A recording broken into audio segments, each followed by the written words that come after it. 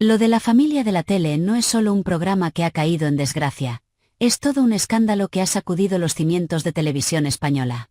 Y, claro, con Antonio David Flores en el centro del huracán, no podía ser de otra manera. Esto no ha sido un simple despido ni una cancelación al uso. Ha sido una tormenta perfecta de acusaciones, presiones, bajones de audiencia, nombres de peso opinando sin filtro y una cadena pública pillada entre el que dirán y el que deben hacer. Vamos, que esto ha sido una auténtica telenovela, pero sin guión y con consecuencias reales. Y ahora os lo explico todo paso a paso, que hay mucho cotilleo jugoso detrás de esta historia. ¿Por qué despidieron realmente a Antonio David Flores? Oficialmente, la productora Osa Producciones dijo que fue por motivos empresariales.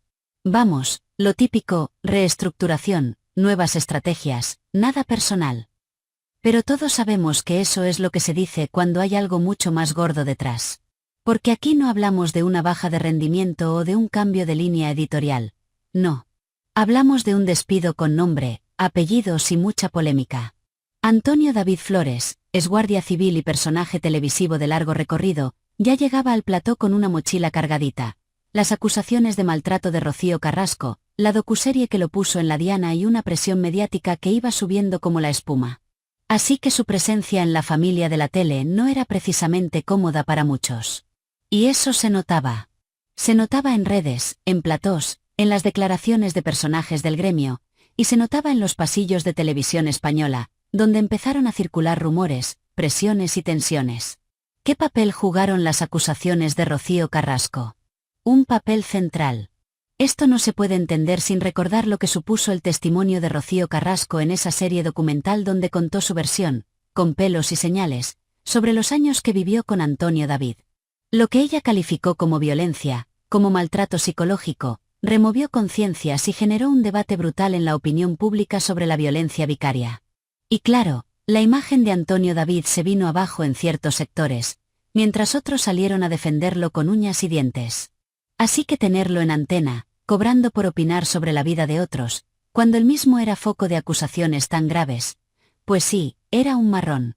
Uno de esos marrones que ningún directivo quiere tener encima de la mesa, sobre todo si estás en una cadena pública. ¿La presión mediática influyó en su despido? Muchísimo. De hecho, es muy posible que haya sido el factor definitivo. Aquí entra en escena Federico Jiménez Los Santos, que no se calla ni debajo del agua, y que denunció públicamente que el despido de Antonio David no fue por estrategia ni por negocio, sino por presiones mediáticas. Y lo dijo así, sin anestesia. Que Televisión Española y Osa Producciones habían cedido al ruido, a las campañas en contra, a las redes sociales incendiadas. Además, según Los Santos, no había una causa legal clara para el despido. Vamos, que no podían justificarlo con papeles. Lo que refuerza aún más la teoría de que fue un movimiento para evitar polémicas mayores. Pero ya sabéis cómo va esto. Cuando algo huele a censura, a cancelación social o a presión política, lo único que haces es encender más el fuego. Y eso pasó aquí. ¿La audiencia tuvo algo que ver en todo esto? Rotundamente sí. La familia de la tele no estaba en su mejor momento. Su audiencia estaba por los suelos, marcando un 4,3% de cuota. Un dato bajísimo para una cadena como Televisión Española. Así que cualquier excusa era buena para hacer limpieza. Y si encima hay un escándalo de por medio, pues aún más fácil. Se corta por lo sano, se cambia el cartel, se busca otro formato y a otra cosa, mariposa. Pero no hay que ser ingenuos. La baja audiencia puede haber sido el detonante final, pero no el origen del problema. La raíz está en todo lo anterior, en el personaje, en las acusaciones, en las críticas, en los pasillos que arden y en los despachos donde se decide quién sigue y quién se va. Todo eso pesó más que cualquier sare. ¿Qué dijeron las otras figuras del espectáculo? Algunas no tardaron en reaccionar. José Pablo López, que tenía un papel importante en el engranaje del programa, renunció después del despido. Y eso no es cualquier cosa. No es fácil ver a un alto cargo bajarse del barco, pero aquí lo hizo. Y aunque no dio demasiados detalles, el gesto fue claro, algo no olía bien. También aparecieron voces como Carlota Corredera, que lleva años muy comprometida con la lucha contra la violencia de género y que, como no, también ha opinado sobre esta polémica. Aunque sin nombrar directamente a Antonio David, muchos interpretaron sus palabras como una forma de posicionarse en el debate.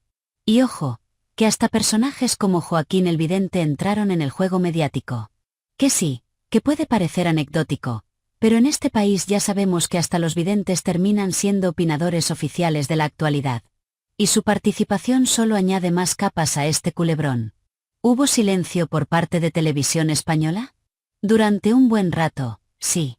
Al principio, Televisión Española no emitió ningún comunicado oficial sobre la cancelación del programa. Y eso generó más dudas todavía. Porque cuando hay silencio, la gente especula. Y cuando la gente especula, el ruido crece. Así que al final, lo que pretendía ser un cierre discreto se convirtió en un escándalo aún mayor. ¿Por qué no hablaron? ¿Por qué no explicaron nada? ¿Miedo a la controversia? ¿A no saber cómo justificar una decisión que parecía motivada por todo menos por criterios técnicos? Son preguntas que siguen sin responderse del todo. Y eso deja una sombra bastante larga sobre la gestión de la crisis. ¿Cómo afecta esto a la imagen de Televisión Española? Bastante. La cancelación del programa no solo implica una pérdida económica, que ya es bastante, sino también un golpe a la credibilidad de la cadena. Porque aquí no hablamos de una serie que no funcionó o de un formato fallido. Hablamos de un escándalo público, de un conflicto social metido en la programación, de decisiones cuestionables y de silencios incómodos. Y en un momento como el actual, donde todo se analiza con lupa, donde las redes amplifican cada error y donde la gente pide explicaciones por todo, esto puede pasar factura. Y no solo a nivel interno, sino en la percepción que el público tiene de la televisión pública. Esa que pagamos todos y que, se supone, debe estar al servicio de todos. ¿Fue todo esto inevitable? Quizás. Pero también podría haberse gestionado de otra manera. Porque el caso de Antonio David ya venía de lejos. Y su participación en un programa de análisis y cotilleo, sabiendo todo el historial que traía consigo, era arriesgada desde el principio. Lo que pasa es que a veces se apuesta por la polémica como reclamo, pero luego te explota en la cara. Y aquí ha explotado.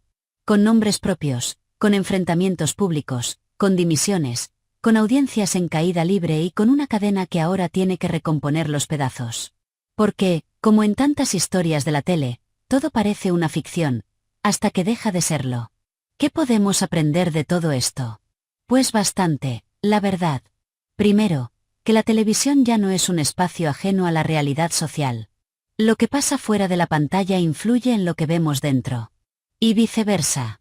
Segundo, que las decisiones empresariales, aunque se disfracen de técnicas, están profundamente marcadas por la presión de la opinión pública. Y tercero, que los personajes públicos, sobre todo los que tienen un pasado cargado de polémicas, ya no pueden esconderse detrás de contratos televisivos. La audiencia ha cambiado. Ahora exige, juzga, investiga y opina. Y eso ha puesto patas arriba muchas dinámicas de siempre. ¿Esto es el fin de Antonio David en la televisión? ¿Quién sabe? Ya lo hemos visto todo en este país. Gente que desaparece durante años y vuelve con más fuerza que nunca. Otros que caen en desgracia y nunca se recuperan. Y algunos que simplemente se reinventan. Antonio David tiene aún muchos apoyos, muchos detractores también, y una historia que sigue dando de qué hablar. Lo que está claro es que su paso por la familia de la tele ha sido más bien una bomba que ha estallado en pleno prime time. Y su despedida no ha cerrado el capítulo, sino que ha abierto otro, aún más complicado. ¿Y ahora qué? Ahora queda esperar. Ver qué dice Televisión Española.